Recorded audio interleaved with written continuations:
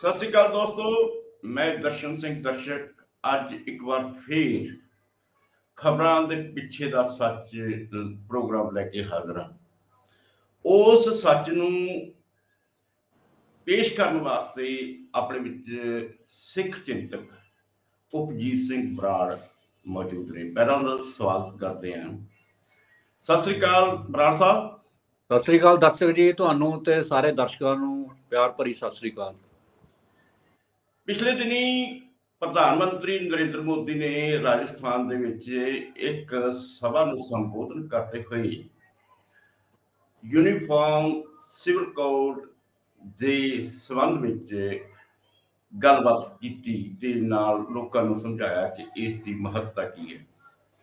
ਇਹ ਇਕੱਲਾ ਸਮਝਾਉਣ ਦੀ ਗੱਲ ਨਹੀਂ ਸੀ, ਆਮ ਤੌਰ ਤੇ ਇਹ ਸਮਝਿਆ ਜਾ ਰਿਹਾ ਕਿ 2024 ਦੀ ਜਿਹੜੀਆਂ ਲੋਕ ਸਭਾ ਚੋਣਾਂ ਨੇ ਉਹ ਯੂਨੀਫਾਰਮ ਸਿਵਲ ਕੋਡ ਦੇ ਨਾਂ ਦੇ ਉੱਤੇ ਲੜੀਆਂ ਜਾ ਸਕਦੀਆਂ ਨੇ। ਅਸਾਰ ਤਾਂ ਇਸ ਗੱਲ ਦੇ ਵੀ ਨੇ ਕਿ ਜਿਹੜੇ ਹੁਣ ਮੌਨਸੂਨ ਸੈਸ਼ਨ ਹੋਣਾ ਹੈ ਉਹਦੇ ਵਿੱਚ ਇਹ ਬਿੱਲ ਪੇਸ਼ ਵੀ ਹੋ ਸਕਦਾ ਹੈ। ਇਸ ਮਾਮਲੇ ਨੂੰ ਲੈ ਕੇ ਜਿਹੜੀਆਂ ਖਾਸ ਤੌਰ ਤੇ ਵਿਰੋਧੀ ਧਿਰਾਂ ਨੇ ਇਸ ਦਾ ਵਿਰੋਧ ਵੀ ਕੀਤਾ ਜਾ ਰਿਹਾ ਹੈ, ਕੁਝ ਵੱਲੋਂ ਇਹਨਾਂ ਦਾ ਸਮਰਥਨ ਵੀ ਕੀਤਾ ਜਾ ਰਿਹਾ ਹੈ। ਜੇਕਰ ਪੰਜਾਬ ਦੀ ਗੱਲ ਕਰਦੇ ਹਾਂ, ਇਹਦੇ ਵਿੱਚ ਬਹੁ ਗਿਣਤੀ ਵਿੱਚ ਸਿੱਖ ਨੇ ਜਿਹੜੇ ਕਿ ਹਿੰਦੁਸਤਾਨ ਦੇ ਵਿੱਚ ਘੱਟ ਗਿਣਤੀ ਨੇ। ਉਹਨਾਂ ਵੱਲੋਂ ਇਸ ਦਾ ਵਿਰੋਧ ਹੈ, ਅਕਾਲੀ ਦਲ ਵੱਲੋਂ ਵੀ ਵਿਰੋਧ ਹੈ, ਸ਼੍ਰੋਮਣੀ ਗੁਰਦੁਆਰਾ ਪ੍ਰਬੰਧਕ ਕਮੇਟੀ ਵੱਲੋਂ ਵੀ ਵਿਰੋਧ ਹੈ ਤੇ ਹੋਰ ਵੀ ਸਿੱਖਾਂ ਦੇ ਜਿਹੜੇ ਹੋਰ ਤਬਕੇ ਨੇ ਜਾਂ ਆਪਾਂ ਕਹਿ ਸਕਦੇ ਹਾਂ ਜਥੇਬੰਦੀਆਂ ਨੇ ਉਹਨਾਂ ਵੱਲੋਂ ਵੀ ਇਸ ਦਾ ਵਿਰੋਧ ਕੀਤਾ ਜਾ ਰਿਹਾ ਹੈ। ਦੂਜੇ ਪਾਸੇ ਇੱਥੇ ਦੀ ਜਿਹੜੀ ਸੱਤਾਧਾਰੀ ਪਾਰਟੀ ਹੈ, ਹਾਲੇ ਆਫੀਸ਼ੀਅਲੀ ਤਾਂ ਇਹ ਗੱਲ ਸਾਹਮਣੇ ਨਹੀਂ ਆਈ ਕਿ ਇਹ ਇਸ ਦਾ ਵਿਰੋਧ ਕਰਨਗੇ ਕਿ ਹੱਕ ਵਿੱਚ ਜਾਣਗੇ, ਪਰ ਇਹਨਾਂ ਦੇ ਮੈਂਬਰ ਪਾਰਲੀਮੈਂਟ ਨੇ ਇਹ ਕਿਹਾ ਹੈ ਕਿ ਅਸੀਂ ਜਿਹੜਾ ਹੈਗਾ ਇਸ ਜਿਹੜਾ ਹੈਗਾ ਯੂਨੀਫਾਰਮ ਸਿਵਲ ਕੋਡ ਦਾ ਸਮਰਥਨ ਕਰਾਂਗੇ। ਇਸ ਸੰਬੰਧ ਵਿੱਚ ਆਪਾਂ ਬਰਾੜ ਸਾਹਿਬ ਨੂੰ ਪੁੱਛਦੇ ਹਾਂ ਕਿ ਸਭ ਤੋਂ ਪਹਿਲਾਂ ਤਾਂ ਇਹ ਦੱਸੋ ਬਰਾੜ ਸਾਹਿਬ, ਇਸ ਦੇ ਨਾਲ ਸਿੱਖਾਂ ਨੂੰ ਕਿਉਂ ਮਤਲਬ ਡਰ ਲੱਗਦਾ ਜਾਂ ਵਿਰੋਧ ਕਿਉਂ ਕਰ ਰਹੇ ਨੇ ਸਿੱਖ? ਦੇਖੋ ਦਰਸ਼ਕ ਜੀ, ਜਿਹੜੀ ਆ ਯੂਨੀਫਾਰਮ ਸਿਵਲ ਕੋਡ ਦੀ ਗੱਲ ਹੋ ਰਹੀ ਆ, ਇਹ ਆਰਟੀਕਲ 44 ਦੇ ਹਵਾਲੇ ਨਾਲ ਹੋ ਰਿਹਾ ਹੈ, ਜਿਹੜਾ ਕਿ ਆਪਣੇ ਕਨਸਟੀਟਿਊਸ਼ਨ ਦੇ ਵਿੱਚ।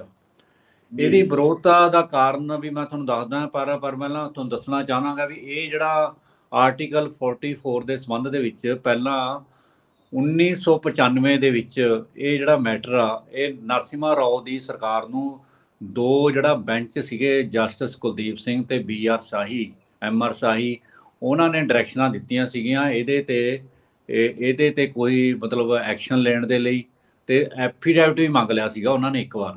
ਉਹਦਾ ਕਾਰਨ ਇਹ ਸੀਗਾ, ਉਹਦਾ ਕਾਰਨ ਅਸਲ ਦੇ ਵਿੱਚ ਇਹ ਸੀਗਾ ਵੀ ਜਿਹੜੀ ਇੱਕ ਕੋਈ ਲੇਡੀ ਸੀਗੀ ਹਿੰਦੂ ਲੇਡੀ ਸੀਗੀ, ਤੇ ਉਹਦੇ ਹਿੰਦੂ ਲੇਡੀ ਦੇ ਜਿਹੜਾ ਹਸਬੈਂਡ ਸੀਗਾ, ਉਹਨਾਂ ਦੇ ਪਹਿਲੇ ਵਿਆਹ ਤੋਂ 3 ਬੱਚੇ ਵੀ ਸੀਗੇ। ਤਾਂ ਉਹਨਾਂ ਨੇ ਕੀ ਕਰਿਆ, ਉਹਦੇ ਹਸਬੈਂਡ ਨੇ ਉਸ ਤੋਂ ਬਾਅਦ ਉਹਨੂੰ ਛੱਡ ਕੇ ਕਿਸੇ ਹੋਰ ਨਾਲ ਭੱਜ ਕੇ ਉਹ ਇਸਲਾਮ ਧਰਮ ਗ੍ਰਹਿਣ ਕਰਕੇ ਉਹਦੇ ਨਾਲ ਵਿਆਹ ਕਰ ਲਿਆ।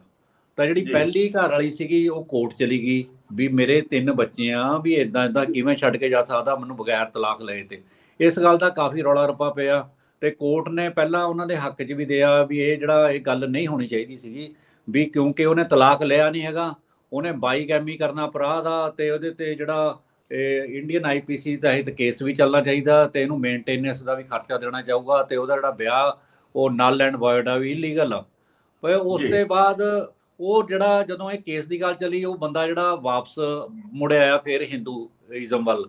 ਤਾਂ ਫਿਰ ਜਿਹੜੀ ਉਹਦੀ ਵਾਈਫ ਜਿਹਦੇ ਨਾਲ ਉਹਨੇ ਮੁਸਲਿਮ ਧਰਮ ਗ੍ਰਹਿਣ ਕਰਦਾ, ਉਹਨੇ ਵੀ ਮੁਸਲਿਮ ਧਰਮ ਗ੍ਰਹਿਣ ਕਰ ਲਿਆ ਸੀਗਾ, ਤੇ ਉਹਦਾ ਨਾਮ ਬਾਅਦ ਫਾਤਮਾ ਰੱਖ ਲਿਆ ਸੀਗਾ, ਮੁਸਲਿਮ ਧਰਮ ਹੈਗੀ, ਹਿੰਦੂ ਲੇਡੀ ਸੀਗੀ। ਤਾਂ ਉਹਨੇ ਕੇਸ ਕਰਤਾ ਵੀ ਮੈਂ ਤਾਂ ਹੁਣ ਮੁਸਲਿਮ ਧਰਮ 'ਚ ਆ ਗਈ, ਤਾਂ ਮੇਰਾ ਕੀ ਬਣੂਗਾ, ਮੇਰੀ ਮੇਨਟੇਨੈਂਸ ਦਾ ਕੀ ਬਣੂਗਾ। ਇਸ ਤਰ੍ਹਾਂ ਦੇ ਉਸ ਸਮੇਂ 4 ਜਿਹੜੇ ਕੇਸ ਆ ਨਾ, ਇੱਕ ਤਾਂ ਇੱਕ ਯੂਨੀਫਾਰਮ, ਇੱਕ ਉੱਥੇ ਸਿਵਲ ਸੁਸਾਇਟੀ ਸੀਗੀ ਜਿਹੜੀ ਵੂਮੈਨ ਦੇ ਕੇਸ ਲੜਦੀ ਸੀ, ਉਹਨਾਂ ਨੇ ਪਾਇਆ ਸੀਗਾ। ਫਿਰ 3 ਇਸ ਤਰ੍ਹਾਂ ਦੇ ਲੇਡੀਜ਼ ਦੇ ਵੱਖੋ ਵੱਖਰੇ ਕੇਸ ਆਏ, ਜਿਸ ਤੋਂ ਬਾਅਦ ਇਹ ਜਿਹੜਾ ਕੇਸ ਸਰਗਰਮ ਹੋਇਆ, ਲੋਕਾਂ ਦੇ ਲਾਈਮਲਾਈਟ 'ਚ ਹੋਇਆ। ਪਰ ਉਸ ਤੋਂ ਬਾਅਦ ਲਾਸਟ ਦੇ ਵਿੱਚ ਕੀ ਹੋਇਆ ਕਿ ਇਹਨਾਂ ਦੇ ਵਿੱਚੋਂ ਇੱਕ ਅਕਿਊਜ਼ਡ, ਇੱਕ ਦੋਸ਼ੀ, ਕਿਸੇ ਦਾ ਘਰ ਵਾਲਾ, ਉਹ ਵੀ ਕੋਰਟ ਦੇ ਵਿੱਚ ਉਹਨੇ ਪਟੀਸ਼ਨ ਫਾਈਲ ਕਰਤੀ। ਪਟੀਸ਼ਨ ਫਾਈਲ ਕਰਨ ਤੋਂ ਬਾਅਦ ਉਹਨੇ ਕੀ ਕੀਤਾ, ਜਸਟਿਸ ਕੁਲਦੀਪ ਸਿੰਘ ਨੇ, ਉਹਨੇ ਜਸਟਿਸ ਕੁਲਦੀਪ ਸਿੰਘ ਕਹਿੰਦਾ ਵੀ ਮੈਂ ਜਿਹੜਾ ਸਾਰਾ ਕੇਸ ਸੁਣਿਆ ਵੀ ਮੈਂ ਤਾਂ ਜਿਹੜੀ ਅਸੀਂ ਪਹਿਲਾਂ ਗੱਲ ਕਰੀ ਸੀਗੀ ਉਹ ਤਾਂ ਵਰਬਲੀ ਕਰੀ ਸੀਗੀ, ਉਹ ਕਿਸੇ ਵੀ ਸਰਕਾਰ ਤੇ ਬਾਈਂਡਿੰਗ ਨਹੀਂ, ਵੀ ਉਹ ਤਾਂ ਅਸੀਂ ਆਪਣੀ ਇੱਕ ਗੱਲ ਕਰੀ ਸੀਗੀ। ਤੇ ਉਹਨੇ ਮਤਲਬ ਇਹ ਜਿਹੜਾ ਇਹ ਲਫ਼ਜ਼ ਉਹਦੇ ਚ ਉਹਨਾਂ ਨੇ ਕਰਕੇ ਨਾ, ਤੇ ਉਹਦੇ ਚ ਲਫ਼ਜ਼ ਆ ਸੀਗਾ ਓਬੀਟਰ ਡਿਕਟਾ, ਕਹਿੰਦੇ ਉਹਨੂੰ ਓਬੀਟਰ ਡਿਕਟਾ ਲੀਗਲ ਟਰਮੀਨੋਲੋਜੀ ਦੇ ਵਿੱਚ, ਵੀ ਇਹਦਾ ਕੋਈ ਲੀਗਲ ਮਤਲਬ ਇਫੈਕਟ ਨਹੀਂ ਹੈਗਾ ਸਰਕਾਰ ਦੇ। ਸੋ ਇਹ ਕੇਸ ਬੜਾ ਲਾਈਮਲਾਈਟ ਹੋਇਆ ਤੇ ਪਰ ਇਹ ਕੇਸ ਲਾਗੂ ਨਹੀਂ ਹੋਇਆ। ਤੇ ਨਰਸਿਮਹਾ ਰਾਓ ਨੇ ਵੀ ਮੁਸਲਿਮ ਕਮਿਊਨਿਟੀ ਨੂੰ ਅਸ਼ੋਰਾਂ ਦਿੱਤੀ ਸੀਗੀ ਵੀ ਇਹ ਜਿਹਾ ਕੋਈ ਵੀ ਕਾਨੂੰਨ ਨਹੀਂ ਬਣਾਇਆ ਜਾਊਗਾ। ਪਰ ਹੁਣ ਜਿਸ ਤਰ੍ਹਾਂ ਦੇ ਹਾਲਾਤ ਬਣਦੇ ਜਾ ਰਹੇ ਆ ਨਾ ਦੇਸ਼ ਦੇ, ਜਿਵੇਂ ਬਣਦੇ ਜਾ ਰਹੇ ਆ, ਜਿਵੇਂ ਘੱਟ ਗਿਣਤੀਆਂ ਨੂੰ ਲਗਾਤਾਰ ਇੱਕ ਸੁਰੱਖਿਆ ਦਾ, ਇੱਕ ਡਰ ਦਾ ਖਤਰਾ ਮਹਿਸੂਸ ਹੋ ਰਿਹਾ ਹੈ ਲਗਾਤਾਰ, ਤੇ ਉਹ ਜਿਹੜਾ ਸਿਸਟਮ ਆ ਉਹ ਬੜਾ ਹੁਣ ਮਤਲਬ ਹੋਰ ਤਰ੍ਹਾਂ ਦਾ ਹੋ ਰਿਹਾ, ਕਿਉਂਕਿ ਦੋ ਤਾਂ ਉਰੇ ਨਸਲਕੁਸ਼ੀਆਂ ਹੋ ਚੁੱਕੀਆਂ। ਇੱਕ 1984 ਚ ਸਿੱਖਾਂ ਦੀ ਨਸਲਕੁਸ਼ੀ ਹੋ ਗਈ, ਤੇ ਦੂਜੀ ਜਿਹੜੀ ਆ ਮੁਸਲਿਮ ਨਸਲਕੁਸ਼ੀ 2002 ਦੇ ਵਿੱਚ ਹੋ ਗਈ। ਔਰ ਕਿਸੇ ਵੀ ਜਿਹੜੇ ਬੰਦਿਆਂ ਨੂੰ ਇੱਧਰ ਵੀ ਇੱਕ ਦੋ ਤੋਂ ਬਗੈਰ ਉੱਧਰ ਵੀ ਕਿਸੇ ਨੂੰ ਇਨਸਾਫ ਨਹੀਂ ਮਿਲਿਆ, ਅਜੇ ਵੀ ਇਨਸਾਫ ਦੇ ਲਈ ਲੋਕ ਲੜਾਈ ਲੜ ਰਹੇ ਆ। ਤੋ ਇਹ ਕਹਾਣੀ ਹੈ। ਫਿਰ ਸਿੱਖਾਂ ਦੀ ਜਿਹੜੇ ਮਤਲਬ ਆ ਜਿਹੜਾ ਦੇਸ਼ ਆ ਇੱਕ, ਇਹ ਜਿਹੜਾ ਦੇਸ਼ ਆ ਕੋਈ ਇੱਕ ਧਰਮ ਦਾ ਨਹੀਂ ਹੈਗਾ, ਇਹਦੇ ਚ ਵੱਖੋ ਵੱਖਰੇ ਧਰਮਾਂ ਤੇ, ਵੱਖੋ ਵੱਖਰੇ ਬੋਲੀਆਂ ਤੇ, ਵੱਖੋ ਵੱਖਰੇ ਸੱਭਿਆਚਾਰਾਂ ਤੇ, ਵੱਖਰੋ ਕਾਇਦੇ ਆਪਣੇ ਨਿਯਮਾਂ ਤੇ ਆਧਾਰਿਤ ਇਹ ਇੱਕ ਬਹੁਤ ਸਾਰਿਆਂ ਦਾ ਇਕੱਠ ਹੋ ਕੇ ਇਹ ਦੇਸ਼ ਬਣਿਆ ਹੋਇਆ। ਇਹ ਅਨੇਕਤਾ ਦੇ ਵਿੱਚ ਏਕਤਾ ਵਾਲਾ ਇਹਦੇ ਚ ਫਾਰਮੂਲਾ ਲਾਗੂ ਆ, ਕੋਈ ਇੱਕ ਇਹਦੇ ਚ ਨਹੀਂ ਲਾਗੂ।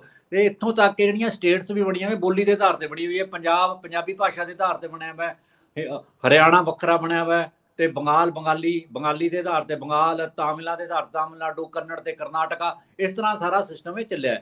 ਤੋ ਇਹ ਹੁਣ ਅਚਾਨਕ ਹੀ ਆਣਾ, ਇਹਦਾ ਬਿਲਕੁਲ ਸਪਸ਼ਟ ਨੀਤੀ ਆ ਵੀ ਇੱਕ ਬਹੁ ਗਿਣਤੀ ਜਿਹੜੀ ਹਿੰਦੂ ਕਮਿਊਨਿਟੀ ਆ ਉਹਨਾਂ ਦੀ ਵੋਟਾਂ ਲੈਣ ਦੇ ਲਈ ਇਹ ਜਿਹੜਾ ਸਾਰਾ ਸਿਸਟਮ ਕੀਤਾ ਜਾ ਰਿਹਾ 2024 ਦੀਆਂ ਇਲੈਕਸ਼ਨਾਂ ਨੂੰ ਲੈ ਕੇ ਇਸ ਨੂੰ ਖੜਾ ਕੀਤਾ ਜਾ ਰਿਹਾ। ਕਿਉਂਕਿ ਇਸ ਤੋਂ ਪਹਿਲਾਂ ਵੀ CAA ਸਿਟੀਜ਼ਨ ਅਮੈਂਡਮੈਂਟ ਐਕਟ ਤੇ ਜਿਹੜਾ NRC ਦੇ ਬਾਰੇ ਬੜਾ ਰੌਲਾ ਪਿਆ, ਤੇ ਉਸ ਸਮੇਂ ਵੀ ਇੱਕ ਕਮਿਊਨਿਟੀ ਨੂੰ ਟਾਰਗੇਟ ਕੀਤਾ ਗਿਆ। ਹੈਰਾਨੀ ਦੀ ਗੱਲ ਤਾਂ ਇਹ ਆ ਵੀ ਜਿਹੜੀ ਇਹਦੇ ਚ ਆਮ ਆਦਮੀ ਪਾਰਟੀ ਆ, ਆਮ ਆਦਮੀ ਪਾਰਟੀ ਜਿਹੜੀ ਕਿ ਸਪਸ਼ਟ ਰੂਪ ਦੇ ਵਿੱਚ ਆਪਣੇ ਨੂੰ ਬੜਾ ਕਹਿੰਦੀ ਆ ਵੀ ਅਸੀਂ ਇਨਕਲਾਬੀ ਪਾਰਟੀ ਆ, ਅਸੀਂ ਇੱਕ ਐਜੀਟੇਸ਼ਨ ਦੇ ਵਿੱਚ ਉੱਭਰੇ, ਪਰ ਉਹਨਾਂ ਦਾ ਜਿਹੜਾ ਪਿਛਲੇ ਲੰਮੇ ਸਮੇਂ ਤੋਂ ਕਿਰਦਾਰ ਦੱਸ ਰਿਹਾ ਵੀ ਉਹ ਸਿਰਫ BJP ਦੀ ਬੋਲੀ ਬੋਲਦੇ ਆ, ਹੋਰ ਕੁਝ ਨਹੀਂ ਕਰਦੇ। ਕਿਉਂਕਿ ਜਿਵੇਂ ਉਹਨਾਂ ਦਾ ਨੇਤਾ ਗੁਜਰਾਤ ਦੇ ਵਿੱਚ ਗਿਆ, ਗੁਜਰਾਤ ਦੇ ਵਿੱਚ ਜਾ ਕੇ ਉਹਨੇ ਕਹਿਤਾ ਵੀ ਮੈਂ ਤਾਂ ਬਹੁਤ ਵੱਡਾ ਹਿੰਦੂ ਆ, ਮੈਂ ਇਹਨਾਂ ਤੋਂ ਹੀ ਵੱਡਾ ਹਿੰਦੂ ਆ, ਜੇ ਸਾਡੀ ਸਰਕਾਰ ਆ ਗਈ ਮੈਂ ਨੋਟਾਂ ਤੇ ਲక్ష్ਮੀ ਦੇਵੀ ਦੀ ਫੋਟੋ ਲਵਾ ਦੂੰਗਾ, ਤੇ ਇਸ ਤਰ੍ਹਾਂ ਕਰ ਦੂੰਗਾ, ਉਹ ਕਰ ਦੂੰਗਾ। ਸੋ ਹਨੂਮਾਨ ਚਾਲੀਸਾ ਦੀ ਗੱਲ ਕਰਦੇ ਆ, ਤੇ ਸੈਕੂਲਰਿਜ਼ਮ ਦੀ ਕਹਾਣੀ ਖਤਮ ਹੁੰਦੀ ਜਾ ਰਹੀ ਆ। CAA NRC ਦੇ ਮਾਮਲੇ ਚੁੱਪ ਧਾਰਨ ਰੱਖੀ, ਧਾਰਾ 370 ਚ ਪੂਰੀ ਸਪੋਰਟ ਕੀਤੀ ਉਹਨਾਂ ਨੇ ਸਰਕਾਰ ਦੀ।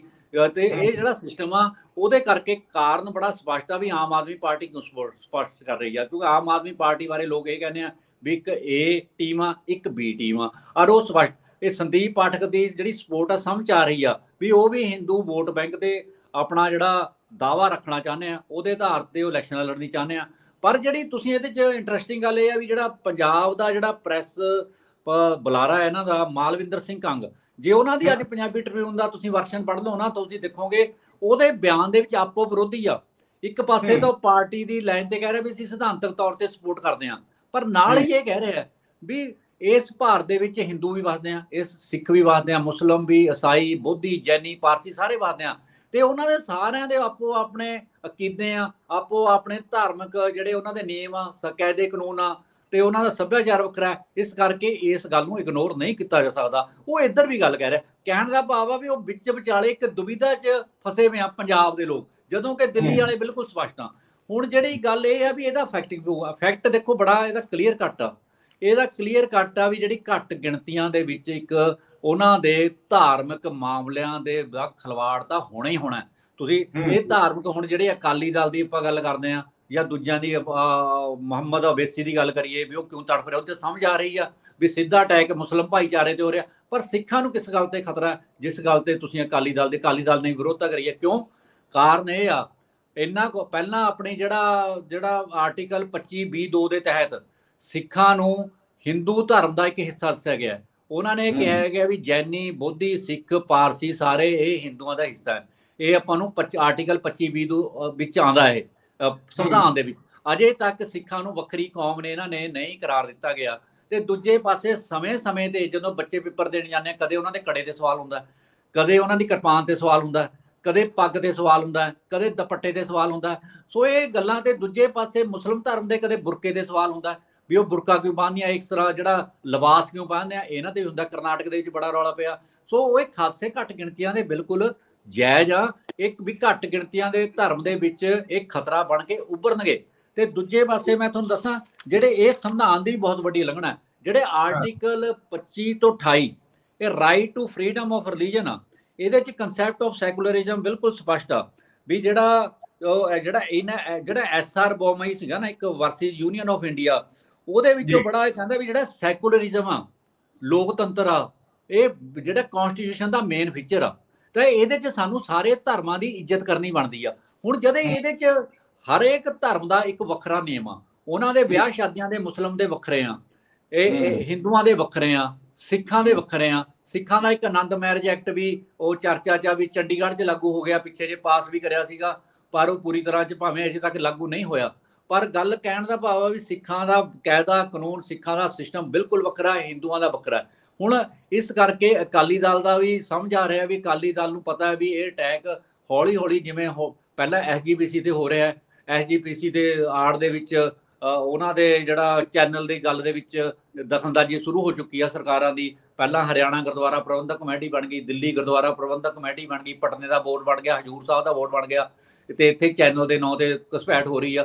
ਤਾਂ ਉਹ ਇਸ ਕਰਕੇ ਇਹ ਵੀ ਆ ਵੀ ਆਉਣ ਵਾਲੇ ਸਮੇਂ 'ਚ ਸਿੱਖਾਂ ਦੇ ਧਾਰਮਿਕ ਮਾਮਲਿਆਂ ਦੇ ਵਿੱਚ ਵੀ ਸਿੱਧੀ ਦਖਲਅੰਦਾਜ਼ੀ ਸ਼ੁਰੂ ਹੋ ਸਕਦੀ ਆ।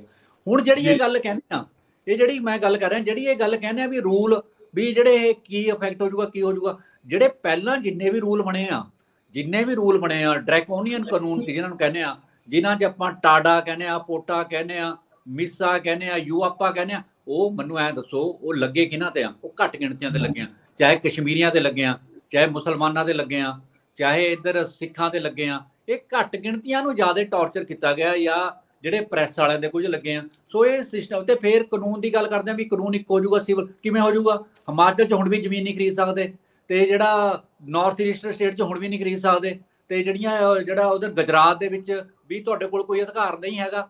ਤੇ ਗੁਜਰਾਤ ਦੇ ਵਿੱਚੋਂ ਤਾਂ ਬਲਕਿ ਕੇਸ ਹਾਈ ਕੋਰਟ 'ਚ ਕਿਸਾਨ 60,000 ਕਿਸਾਨ ਕੇਸ ਜਿੱਤਣ ਤੋਂ ਬਾਅਦ ਵੀ ਉਹਨਾਂ ਦੇ ਖਿਲਾਫ ਬੀਜੇਪੀ ਗਵਰਨਮੈਂਟ ਨੇ ਸੁਪਰੀਮ ਕੋਰਟ ਦੇ ਰਿਟ ਪਾਈ ਵੀ ਹੈ, ਇਹਨਾਂ ਕੋਲ ਕੋਈ ਅਧਿਕਾਰ ਨਹੀਂ ਹੋਣਾ ਚਾਹੀਦਾ, ਇਹਨਾਂ ਦੀ ਜ਼ਮੀਨਾਂ ਖੋਹ ਲੈਣੀ ਚਾਹੀਦੀਆਂ। ਸੋ ਇਹ ਕੇਸ ਅਜੇ ਸੁਪਰੀਮ ਕੋਰਟ 'ਚ ਪੈਂਡਿੰਗ ਆ, ਤਾਂ ਉਹਨਾਂ ਨੂੰ ਖਤਰਾ ਕਿਉਂ ਨਹੀਂ ਲੱਗੂਗਾ? ਜਦੋਂ ਇੱਕ ਹੋਰ ਸਿਵਲ ਕੋਡ ਆ ਜਾਊਗਾ ਤਾਂ ਉਹਨਾਂ ਦੀ ਤਾਂ ਇੰਟਰਫੀਰੈਂਸ ਜ਼ਿਆਦਾ ਹੋ ਜੂਗੀ। ਸੋ ਦਰਸ਼ਕ ਜੀ, ਬੜਾ ਬਿਲਕੁਲ ਗੱਲ ਆ, ਇਹ ਇੱਕ ਬੜੀ ਖਤਰਨਾਕ ਉਹ ਜਿਹੜੀ ਇਤਰਾਜ਼ ਹੈ ਹਿੰਦੂ ਰਾਸ਼ਟਰ ਦਾ ਵਾਅਦਾ ਕਦਮ। ਇਹ ਠੀਕ ਹੈ ਵੀ ਇਹ ਤੁਸੀਂ ਜਿਸ ਤਰੀਕੇ ਦੇ ਨਾਲ ਵਿਸਥਾਰ ਪੂਰਵਕ ਜਿਵੇਂ ਆਪਾਂ ਕਹਿੰਦੇ ਹੁੰਦੇ ਆ ਵੀ ਖਬਰ ਦੇ ਪਿੱਛੇ ਦਾ ਸੱਚ ਸਾਹਮਣੇ ਲੈ ਕੇ ਆਉਣ ਦੀ ਕੋਸ਼ਿਸ਼ ਕੀਤੀ ਹੈ। ਪਰ ਮੈਨੂੰ ਇਹ ਦੱਸੋ ਕਿ ਜਿਹੜੀ ਆਮ ਆਦਮੀ ਪਾਰਟੀ ਹੈ, ਜਿਸ ਤਰੀਕੇ ਦੇ ਨਾਲ ਹੁਣ ਉਹਨਾਂ ਨੇ ਇਸ ਮਤਲਬ ਬਿਆਨ ਆਇਆ ਸੰਦੀਪ ਪਾਠਕ ਦਾ ਕਿ ਅਸੀਂ ਜਿਹੜਾ ਹੈਗਾ ਯੂਨੀਫਾਰਮ ਸਿਵਲ ਕੋਡ ਦਾ ਸਮਰਥਨ ਕਰਾਂਗੇ। ਇਸ ਤੋਂ ਪਹਿਲਾਂ ਧਾਰਾ 370 ਦੇ ਖਿਲਾਫ ਨਹੀਂ ਉਹ ਬੋਲੇ, ਹੋਰ ਵੀ ਕਈ ਜਿਹੜੇ ਹੈਗੇ ਜਿਹੜੇ ਮੁਸਲਿਮ ਭਾਈਚਾਰੇ ਦੇ ਖਿਲਾਫ ਜਾਂਦੇ ਆ, ਮਤਲਬ ਬਿੱਲ ਜਾਂਦੇ ਆ, ਕਾਨੂੰਨ ਬਣਦੇ ਆ, ਤੇ ਉਹਨਾਂ ਦੇ ਖਿਲਾਫ ਵੀ ਇਸ ਵੱਲੋਂ ਬੋਲਿਆ ਨਹੀਂ ਜਾਂਦਾ ਹੈਗਾ।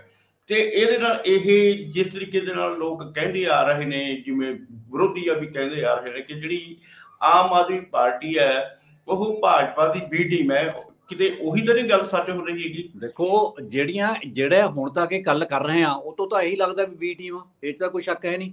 ਤੁਸੀਂ ਦੇਖੋ ਨਾ, ਇਹ ਜਿਹੜੀ ਉਹ ਸੀਏ ਤੇ ਐਨਆਰਸੀ ਦੀ ਗੱਲ ਹੋ ਰਹੀ ਸੀ, ਉੱਥੇ ਚੁੱਪ ਰਹੇ, 370 'ਚ ਇਹਨਾਂ ਨੇ ਸਪੋਰਟ ਕਰੀ, ਫਿਰ ਇਹ ਕਹਿੰਦੇ ਅਸੀਂ ਬਹੁਤ ਵੱਡੇ, ਅਸੀਂ ਜ਼ਬਰਦਸਤ ਉਹਨਾਂ ਨਾਲ ਵੀ ਵਾਅਦੇ ਕੱਟੜ ਹਿੰਦੂ ਆ। ਇਹ ਕੇਜਰੀਵਾਲ ਸਾਹਿਬ ਖੁਦ ਕਹਿੰਦੇ ਆ, ਜਿਹੜੇ ਇੱਕ ਪਾਸੇ ਇਨਕਲਾਬ ਜਿੰਦਾਬਾਦ ਦਾ ਨਾਅਰਾ ਮਾਰਦੇ ਆ, ਇੱਕ ਪਾਸੇ ਭਗਤ ਸਿੰਘ ਦੀ ਗੱਲ ਕਰਦੇ ਆ, ਤੇ ਇੱਕ ਪਾਸੇ ਧਰਮ ਦੀ ਗੱਲ ਕਰਦੇ ਆ। ਦੋਵਾਂ 'ਚ ਡਿਫਰੈਂਸ ਤਾਂ ਦੇਖੋ ਨਾ। ਸ਼ਹੀਦ ਭਗਤ ਸਿੰਘ ਨੂੰ ਤਾਂ ਮੰਨਿਆ ਜਾਂਦਾ ਸੀਗਾ ਵੀ ਮੈਂ ਨਾਸਤਕ ਹਾਂ, ਵੀ ਉਹ ਕਾਮਰੇਡ ਕਹਿੰਦੇ ਵੀ ਉਹ ਕਾਮਰੇਡ ਸੀਗਾ।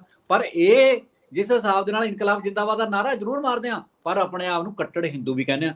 ਇਹਨਾਂ ਨੇ ਕਦੇ ਇਹ ਨਹੀਂ ਕਿਹਾ ਵੀ ਮੈਂ ਕੱਟੜ ਸਿੱਖ ਹਾਂ, ਮੈਂ ਕੱਟੜ ਮੁਸਲਮਾਨ ਆ, ਜਾਂ ਮੈਂ ਕੱਟੜ ਭਾਰਤੀ ਹਾਂ। ਕੱਟੜ ਹਿੰਦੂ ਲਫ਼ਜ਼ ਵਰਤਦੇ ਆ।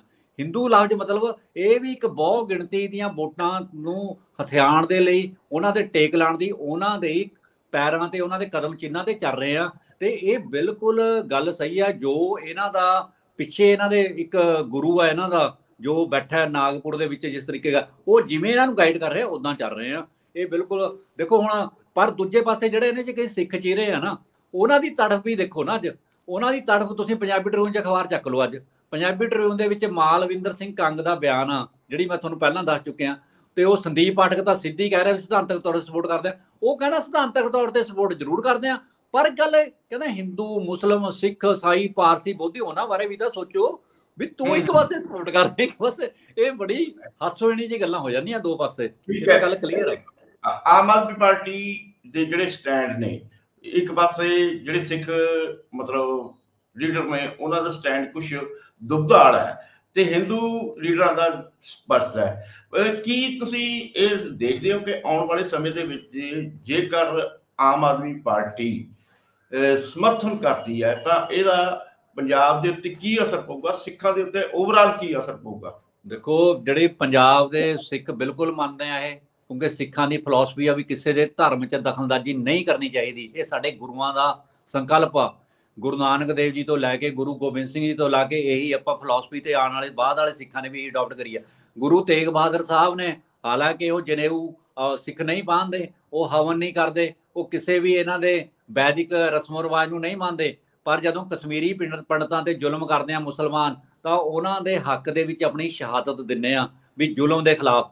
ਤੇ ਐਮਰਜੈਂਸੀ ਦੇ ਵਿੱਚ ਇੰਦਰਾ ਗਾਂਧੀ ਸਾਰਾ ਕੁਝ ਦੇਣਾ ਚਾਹੁੰਦੀ ਸੀਗੀ ਅਕਾਲੀਆਂ ਨੂੰ, ਪਰ ਅਕਾਲੀਆਂ ਨੇ, ਉਸ ਸਮੇਂ ਵਾਲਿਆਂ ਨੇ ਇਹ ਸਿਧਾਂਤ ਲੈ ਕੇ ਵੀ ਅਸੀਂ ਜ਼ੁਲਮ ਦਾ ਮੁਕਾਬਲਾ ਕਰਨਾ, ਬਾਅਦ 'ਚ ਭਾਵੇਂ ਸਿਧਾਂਤ ਉਹਨਾਂ ਉਸ ਐਮਰਜੈਂਸੀ ਦੀ ਵਿਰੋਧਤਾ ਕਰੀ। ਸੋ ਇਹ ਜਿਹੜਾ ਫੈਕਟ ਜਿਹੜਾ ਹੈਗਾ, ਇਹ ਘੱਟ ਗਿਣਤੀਆਂ ਦਾ ਤਾਂ ਹੋਊਗਾ ਨਾ। ਜਦੋਂ ਘੱਟ ਗਿਣਤੀਆਂ ਤੇ ਹੋਊਗਾ, ਕਿਸੇ ਨਾ ਕਿਸੇ ਰੂਪ ਦੇ ਵਿੱਚ ਸਿੱਖਾਂ ਨੂੰ ਵੀ ਪ੍ਰਭਾਵਿਤ ਕਰੂਗਾ, ਚਾਹੇ ਸਿੱਖਾਂ ਦੇ ਸਿਧਾਂਤ ਨੂੰ ਪ੍ਰਭਾਵਿਤ ਕਰੂਗਾ, ਸਿੱਧਾ ਫੈਕਟ ਨਹੀਂ ਕਰੂਗਾ, ਟੇਢਾ ਕਰੂਗਾ, ਤਾਂ ਸਿੱਖਾਂ ਨੇ ਤਾਂ ਪ੍ਰਭਾਵਿਤ ਹੋਣਾ ਹੀ ਹੋਣਾ ਇਹਦੇ 'ਚ, ਕਿਉਂਕਿ ਪਹਿਲਾਂ ਇੱਕ ਦੇ ਟੀਕਾ ਲਊਗਾ, ਫਿਰ ਦੂਏ ਦੇ, ਫਿਰ ਤੀਏ ਦੇ।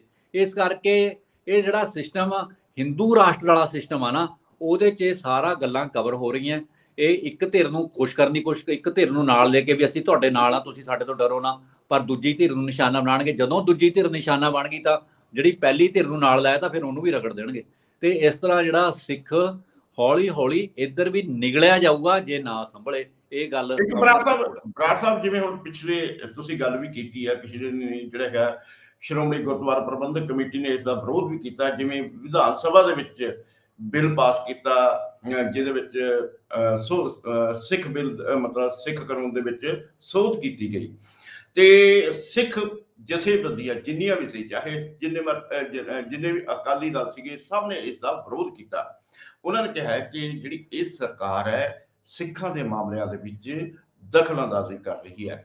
ਜੇਕਰ ਆਉਣ ਵਾਲੇ ਸਮੇਂ ਦੇ ਵਿੱਚ ਜਦੋਂ ਇਹ ਬਿੱਲ ਪਾਸ ਵੀ ਹੋ ਗਿਆ, ਜਾਂ ਮਤਲਬ ਕਿਉਂਕਿ ਭਾਰਤੀ ਜਨਤਾ ਪਾਰਟੀ ਦੀ ਬਹੁਮਤ ਹੈ ਲੋਕ ਸਭਾ ਦੇ ਵਿੱਚ, ਇਸ ਬਿੱਲ ਨੂੰ ਮਨਜ਼ੂਰੀ ਮਿਲ ਸਕਦੀ ਹੈ, ਰਾਜ ਸਭਾ ਦੇ ਵਿੱਚ ਜਾ ਕੇ ਦੇਖੀ ਜਾਊਗੀ।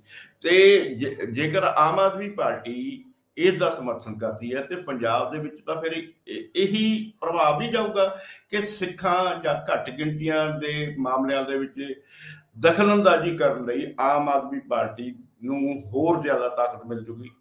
ਬਿਲਕੁਲ ਸਹੀ ਆ। ਦੇਖੋ, ਇਹ ਤਾਂ ਸਿੱਧਾ ਸਪਸ਼ਟ ਆ ਵੀ ਜਿਹੜੀ ਇਹ ਪਾਰਟੀ ਆ ਉਹਨਾਂ ਲੀਹਾਂ ਤੇ ਤੁਰ ਰਹੀ ਆ ਜਿਹੜੀ ਕਿ ਕੱਟੜ ਮਨੂਵਾਦੀ ਪਾਰਟੀਆਂ ਤੁਰ ਰਹੀਆਂ। ਇਹ ਤਾਂ ਬਿਲਕੁਲ ਸਪਸ਼ਟ ਆ। ਤੇ ਪਰ ਇਹ 'ਚ ਸਿੱਖਾਂ ਦੀ ਜਿਹੜੀਆਂ ਪਾਰਟੀਆਂ ਨਾ, ਉਹਨਾਂ ਨੂੰ ਵੀ ਸਮਝਣਾ ਚਾਹੀਦਾ। ਉਹਨਾਂ ਨੂੰ ਵੀ ਜਿਹੜੀ ਉਹਨਾਂ ਨੇ ਪਿੱਛੇ ਜੇ ਨੇੜਤਾ ਵਧਾਈ ਸੀਗੀ ਕੁਛ ਮਨੂਵਾਦੀ ਪਾਰਟੀਆਂ ਨਾਲ, ਤੇ ਉਹਨਾਂ ਨੇ ਵੀ 370 ਦੀ ਵਿਰੋਧਤਾ ਕਰੀ ਸੀਗੀ, ਜਿਵੇਂ ਅਕਾਲੀ ਦਲ ਨੇ ਸਪੋਰਟ ਕਰੀ ਸੀ ਧਾਰਾ 370 ਦੀ, ਕਾਨੂੰਨ ਦੀ ਵੀ ਕਰ ਬੈਠੇ ਸੀਗੇ। ਤੇ ਉਹਨਾਂ ਨੇ ਉਸ ਤਰ੍ਹਾਂ ਖੁੱਲ੍ਹ ਕੇ ਜਿਵੇਂ CAA NRC ਦੀ ਸਪੋਰਟ ਉਹਨਾਂ ਨੂੰ, ਉਹਨਾਂ ਦੇ ਖਿਲਾਫ ਨਿੱਤਰਨਾ ਚਾਹੀਦਾ ਸੀਗਾ, ਨਹੀਂ ਨਿੱਤਰੇ, ਤੇ ਉਹ ਸਿਧਾਂਤ ਤੋਂ ਬੇਮੁਖ ਹੋ ਗਏ ਸੀਗੇ, ਜਿਹਦਾ ਨਤੀਜਾ ਵੀ ਉਹਨਾਂ ਨੂੰ ਭੁਗਤਣਾ ਪਿਆ। ਇਸ ਕਰਕੇ ਅੱਜ ਜੋ ਅਕਾਲੀ ਦਲ ਨੇ ਇਹ ਸਪੋਰਟ, ਅਕਾਲੀ ਦਲ ਇਹਦੀ ਵਿਰੋਧਤਾ ਕਰ ਰਿਹਾ ਇਸ ਕਾਨੂੰਨ ਦੀ, ਤਾਂ ਉਹ ਚੰਗੀ ਗੱਲ ਕਰ ਰਹੀ ਆ, ਕਿਉਂਕਿ ਸਿਧਾਂਤਾਂ ਦੇ ਵੱਲ ਮੁੜਨਾ ਪਊਗਾ ਉਹਨੂੰ। ਜੇ ਸਿਧਾਂਤਾਂ ਵੱਲ ਨਹੀਂ ਮੁੜਨਗੇ ਤਾਂ ਕਦੇ ਵੀ ਜ਼ਿੰਦਗੀ 'ਚ ਰਿਵਾਈਵ ਨਹੀਂ ਕਰਨਗੇ, ਕਿਉਂਕਿ ਸਿੱਖ ਸਿਧਾਂਤਾਂ ਨੂੰ ਪ੍ਰਮੁੱਖਤਾ ਦਿੰਦੇ ਆ, ਨਾ ਕਿ ਕਿਸੇ ਚਿਹਰੇ ਨੂੰ ਪ੍ਰਮੁੱਖਤਾ ਦਿੰਦੇ ਆ। ਇਹ ਸਮਝਣਾ ਲੈਣਾ ਚਾਹੀਦਾ ਅਕਾਲੀ ਦਲ ਨੂੰ। ਤੇ ਬਾਕੀ ਦੂਜੀ ਗੱਲ, ਜੇਕਰ ਆਮ ਆਦਮੀ ਪਾਰਟੀ ਵਾਲੇ ਇਸ ਗੱਲ ਨੂੰ ਕਰਨਗੇ ਤਾਂ ਪੰਜਾਬ ਦੇ ਵਿੱਚ ਇਹਨਾਂ ਦੀ ਸਪੋਰਟ ਖਤਮ ਹੋ ਜਾਊਗੀ, ਕਿਉਂਕਿ ਪੰਜਾਬ ਦੇ ਲੋਕ ਇਨਕਲਾਬੀ ਵੀ ਆ, ਪੰਜਾਬ ਦੇ ਲੋਕ ਧਰਮ ਨਿਰਪੱਖ ਵੀ ਆ, ਪੰਜਾਬ ਦੇ ਲੋਕ ਸਿਧਾਂਤਕ ਵੀ ਆ। ਤੇ ਇਹ ਚਾਹੇ ਇਹਨਾਂ 'ਚ ਕਿਹੜੇ ਧਰਮ ਨੂੰ ਨਹੀਂ ਮੰਨਦੇ ਉਹ ਵੀ ਸਿਧਾਂਤਕ ਆ, ਉਹ ਵੀ ਵਿਰੋਧਤਾ ਕਰਨਗੇ, ਕਿਉਂਕਿ ਉਹਨਾਂ ਨੂੰ ਪਤਾ ਵੀ ਕਿਸੇ ਨਾ ਕਿਸੇ ਨੂੰ ਨਿਸ਼ਾਨਾ ਬਣਾਇਆ ਜਾਣਾ। ਤੇ ਇਸ ਕਰਕੇ ਪੰਜਾਬ ਦੀ ਧਰਤੀ ਇਨਕਲਾਬੀਆਂ ਦੀ ਧਰਤੀ ਆ, ਸਿੱਖ ਗੁਰੂਆਂ ਤੋਂ, ਪੀਰਾਂ ਤੋਂ ਪ੍ਰੇਰਨਾ ਲੈਂਦੀ ਆ। ਇਹਦਾ ਨਤੀਜਾ ਆਮ ਆਦਮੀ ਪਾਰਟੀ ਨੂੰ 100% ਭੁਗਤਣਾ ਪਊਗਾ ਜੇਕਰ ਉਹਨਾਂ ਨੇ ਇਹ ਤੋਂ ਪੈਰ ਪਿੱਛੇ ਨਾ ਖਿੱਚੇ। ਤੇ ਇਹ ਇਸੇ ਗੱਲ ਦੇ ਦੁਵਿਧਾ 'ਚ ਮਾਲਵਿੰਦਰ ਸਿੰਘ ਕੰਗ ਦਾ ਬਿਆਨ ਤੁਸੀਂ ਦੇਖ ਸਕਦੇ ਹੋ।